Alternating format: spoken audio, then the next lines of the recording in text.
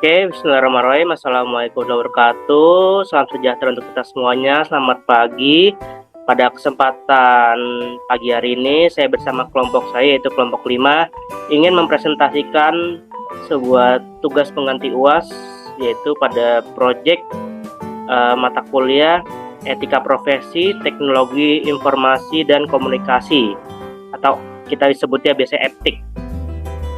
Pada studi kasus kali ini saya ingin mempresentasikan sebuah proyek kami, yaitu peran pemerintah dan masyarakat dalam mengawasi dan melaporkan illegal content, studi kasus penjualan data BPJS. Oke, next.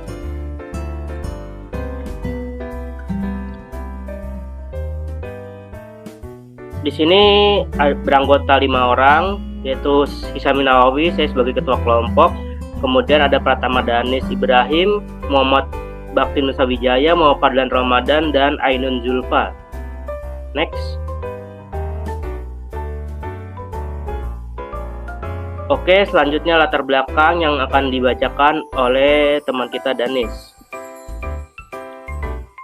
Ya, baik, terima kasih. Sini latar belakang ya. Internet menyediakan berbagai informasi, layanan, dan hiburan yang dapat diakses oleh siapa saja, kapan saja, dan di mana saja. Illegal content adalah konten yang melanggar hukum, norma, atau etika yang berlaku di suatu negara atau wilayah. Salah satu contohnya, illegal content yang terjadi di Indonesia adalah penjualan data BPJS. Pada tahun 2021, data sejumlah peserta BPJS dijual di Red Forum seharga 0,15 Bitcoin, dan data tersebut dijual oleh pengguna forum dengan nama Itcoach. Ia mengatakan data tersebut juga termasuk data penduduk yang sudah meninggal.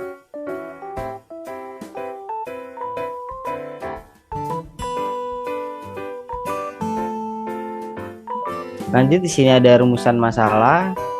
Apa dampak penjualan data BPJS terhadap masyarakat dan negara? Apa hambatan yang dihadapi oleh pemerintah dan masyarakat dalam mengawasi dan melaporkan illegal content? Apa strategi yang dapat dilakukan oleh pemerintah dan masyarakat dalam mengawasi dan melaporkan illegal content?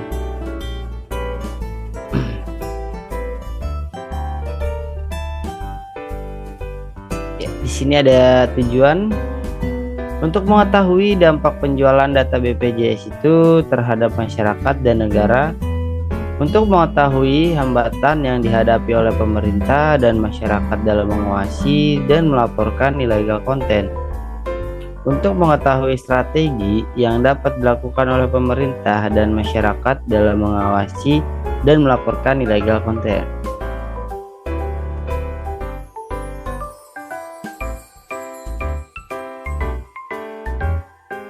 Ini ada manfaat. Yang pertama itu untuk menambah wawasan dan pengetahuan tentang illegal content dan penjualan data BPJS. Yang kedua, untuk memberikan informasi dan edukasi kepada masyarakat tentang pentingnya mengawasi dan melaporkan illegal content.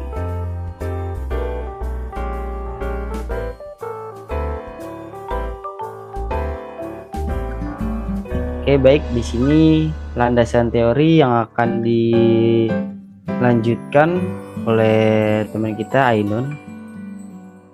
Ya, saya akan menjelaskan landasan teori dari bahasan kami. Yang pertama itu cybercrime. Cybercrime merujuk pada kejahatan yang dilakukan menggunakan teknologi komputer dan jaringan. Ini melibatkan penggunaan komputer sebagai alat utama, target, atau sasaran kejahatan. Cybercrime melibatkan aktivitas ilegal yang menggunakan teknologi informasi dan komunikasi untuk merugikan individu, organisasi, dan atau masyarakat secara umum. Beberapa bentuk umum dari cybercrime ini yaitu pertama, pencurian identitas, identity thief. Ini penggunaan informasi pribadi seseorang seperti nama, alamat, nomor kartu kredit, dengan tanpa izin untuk tujuan penipuan atau keuntungan finansial.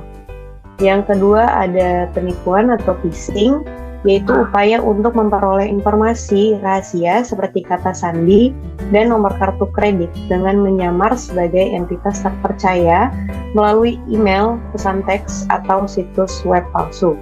Yang ketiga ada serangan DDoS atau Distributed Denial of Service, yaitu serangan yang dilakukan dengan cara menghambat atau menonaktifkan sumber daya jaringan atau layanan komputer dengan cara membanjiri target dengan lalu lintas internet yang tidak perlu. Dan masih banyak beberapa bentuk umum lainnya. Yang kedua ada cyber law. Cyber law juga dikenal sebagai hukum cyber atau hukum teknologi informasi. Merujuk pada kumpulan hukum yang mengatur penggunaan teknologi informasi, internet, dan komputer. Cyber law mencakup berbagai aspek yang berkaitan dengan interaksi antara teknologi informasi dan hukum, serta implikasinya terhadap masyarakat, bisnis, dan pemerintah. Beberapa aspek kunci dari cyber law melibatkan yang pertama yaitu privasi dan keamanan informasi, yaitu menentukan hak dan tanggung jawab terkait dengan privasi data, pengumpulan informasi pribadi, dan langkah-langkah keamanan yang harus diambil oleh organisasi dan individu. Yang kedua yaitu kejahatan cyber atau cybercrime. Di sini yaitu mengidentifikasi dan menetapkan tindakan yang dianggap ilegal di dunia maya seperti hacking, pencurian identitas, penipuan online, dan peretasan data. Kemudian hak cipta dan kekayaan intelektual.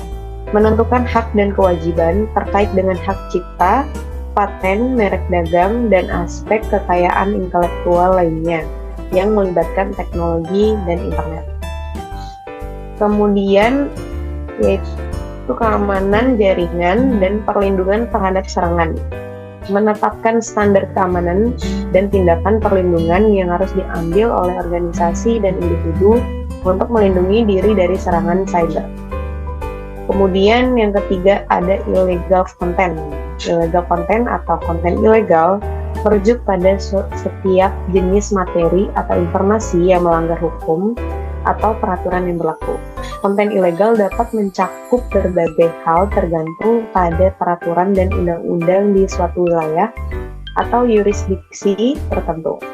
Beberapa bentuk umum dari konten ilegal melibatkan yang pertama pelanggaran hak cipta.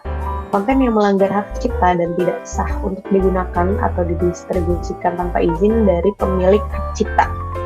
Kemudian ada yang kedua, pemfitnah atau slander, pencemaran nama baik.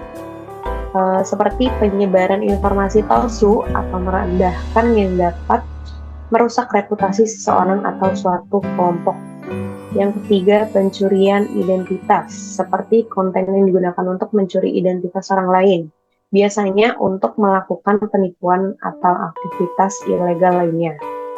Kemudian ada ketidaksetujuan hak cipta, yaitu konten yang mengajak atau memfasilitasi pelanggaran hak cipta, seperti menyediakan panduan untuk pembajakan atau menyediakan alat untuk membypass perlindungan hak cipta.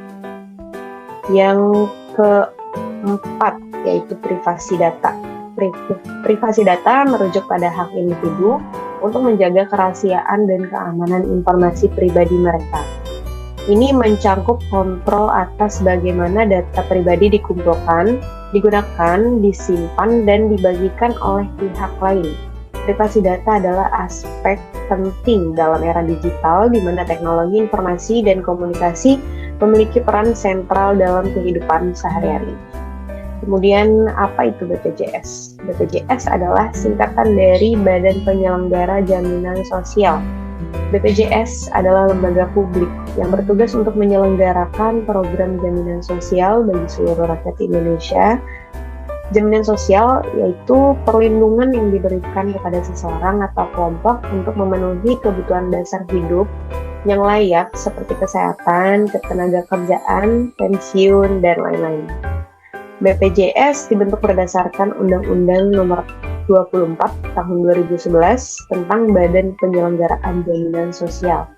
BPJS mulai beroperasi pada tanggal 1 Januari 2014, menggantikan peran dari PT Askes, PT Jam Sostek, PT Taspen, dan PT Asabri yang sebelumnya menyelenggarakan program jaminan sosial di Indonesia.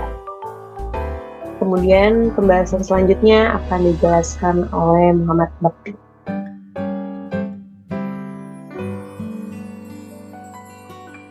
Baik, terima kasih. Selanjutnya masuk ke pembahasan.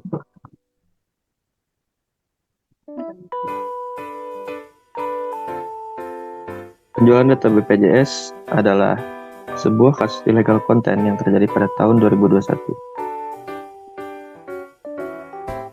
Yang terjadi pada tahun 2021 itu sejumlah data peserta BPJS dijual di Red Forum seharga 0,15 Bitcoin.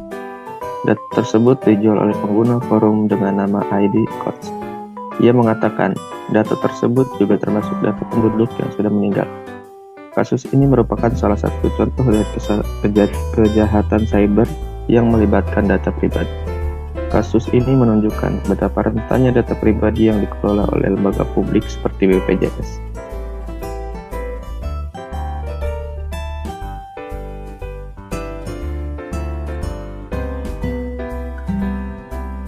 Kasus ini menimbulkan dampak negatif bagi masyarakat dan negara. Dampak negatif bagi masyarakat yaitu yang pertama melanggar hak privasi dan kebebasan berekspresi. Data pribadi yang bocor dapat disalahgunakan oleh pihak yang tidak bertanggung jawab untuk mengawasi, mengintimidasi, dan mengancam masyarakat. Yang kedua, mengancam hak kesehatan dan keselamatan. Data pribadi yang bocor dapat disalahgunakan oleh pihak yang tidak bertanggung jawab untuk melakukan penipuan, pemerasan, pencurian identitas, atau tindakan kriminal lainnya yang dapat merugikan kesehatan dan keselamatan masyarakat. Yang ketiga, merusak hak perlindungan hukum dan keadilan. Data pribadi yang bocor dapat disalahgunakan oleh pihak yang tidak bertanggung jawab untuk memanipulasi, menyesatkan, atau menipu masyarakat dalam proses hukum dan keadilan. Kemudian dampak negatif bagi negara yang pertama melemahkan kedaulatan dan keamanan. Data pribadi yang bocor dapat disalahgunakan oleh pihak asing yang tidak bersahabat untuk mengintip, mengganggu, atau menyerang kepentingan nasional Indonesia. Yang kedua, ada mengganggu perekonomian dan pembangunan nasional. Data pribadi yang bocor dapat disalahgunakan oleh pihak yang tidak bertanggung jawab untuk merugikan sektor-sektor ekonomi dan pembangunan nasional seperti perbankan, perdagangan, industri, kesehatan, pendidikan, dan lain-lain. Yang ketiga, menurunkan reputasi dan hubungan internasional. Data pribadi yang bocor dapat menimbulkan citra buruk bagi Indonesia di mata dunia, serta merusak hubungan kerjasama dan kepercayaan dengan negara-negara lain.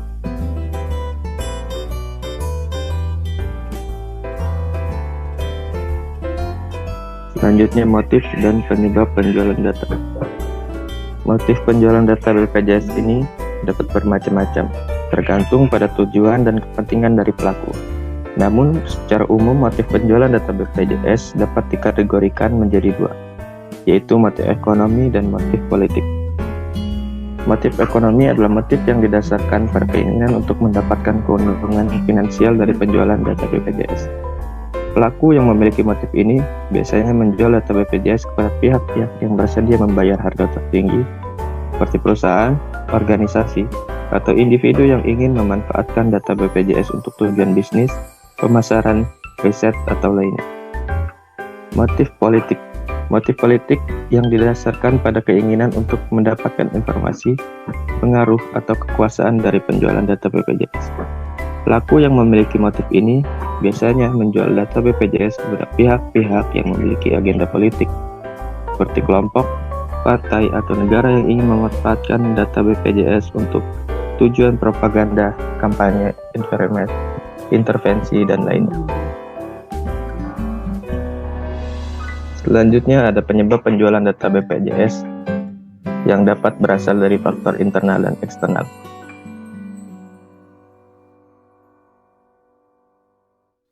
Baik, terima kasih. Di sini saya akan menjelaskan penyebab penjualan data BPJS dapat berasal dari faktor internal dan eksternal. Yang pertama ada faktor internal, diantaranya sebagai berikut. Yang pertama, kurangnya sumber daya manusia yang kompeten dan profesional dalam mengelola dan melindungi data BPJS. Yang kedua, kurangnya fasilitas dan infrastruktur yang memadai dan terbaru dalam mengelola dan melindungi data BPJS. Yang ketiga, kurangnya pengawasan dan audit yang ketat dan berkala dalam mengelola dan melindungi data BPJS. Yang keempat, kurangnya pengawasan dan audit yang ketat dan berkala dalam mengelola dan melindungi data BPJS.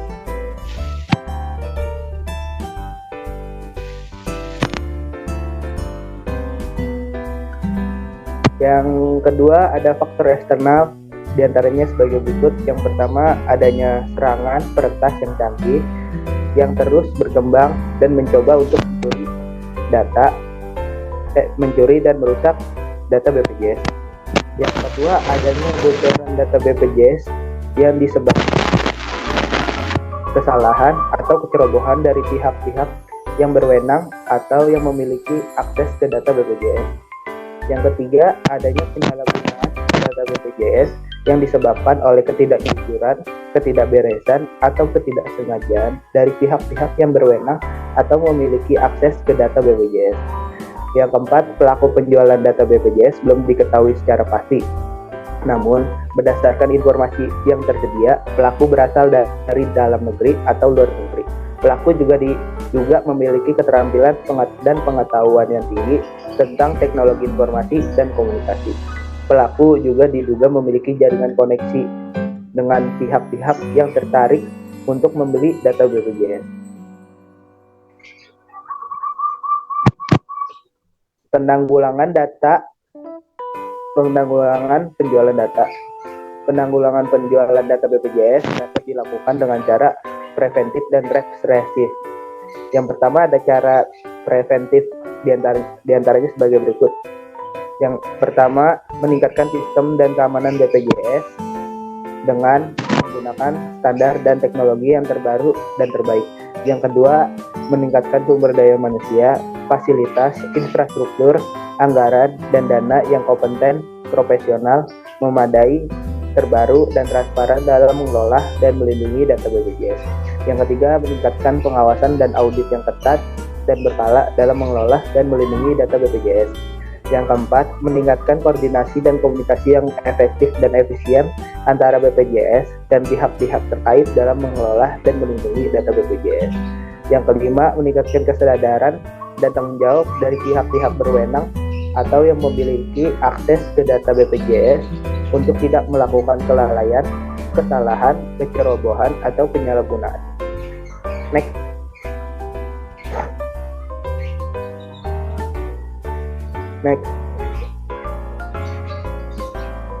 Yang kedua ada cara represif, diantaranya sebagai berikut. Yang pertama, mengembalikan dan melindungi data BPJS yang bocor dengan menggunakan teknik restorasi, enkripsi, dan autentikasi data.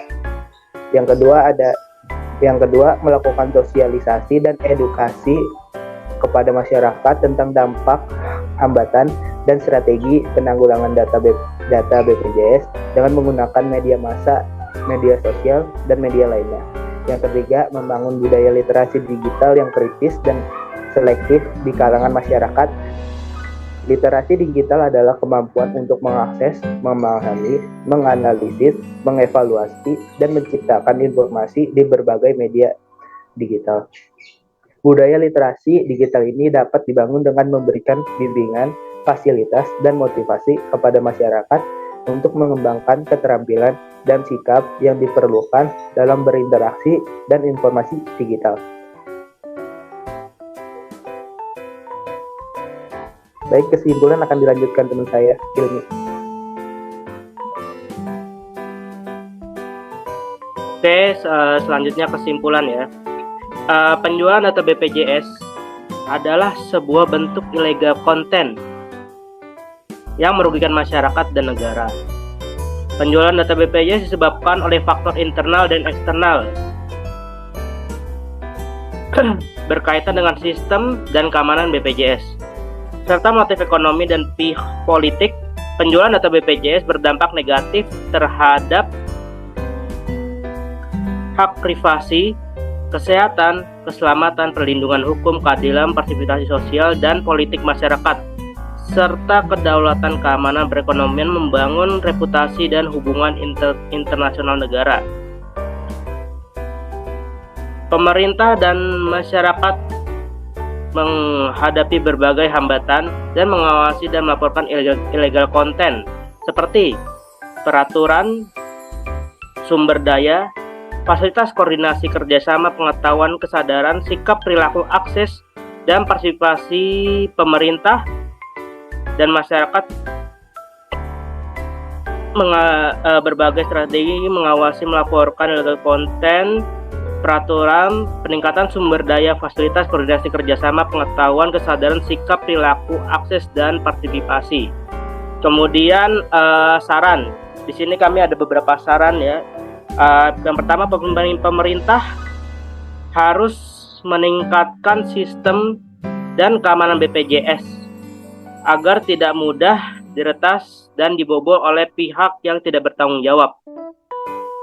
Pemerintah harus melakukan pengawasan dan penegakan hukum terhadap perilaku illegal konten dan penjualan BPJS agar dapat dihukum sesuai dengan ketentuan yang berlaku. Kemudian masyarakat harus lebih aktif dan kritis dalam mengawasi dan melapor illegal konten dan penjualan data BPJS dan segera ditindaklanjuti oleh pihak yang berwenang. Oke, next. Oke, mungkin sekian dari kelompok kami. Kurang lebih mohon maaf. Wassalamualaikum warahmatullahi wabarakatuh.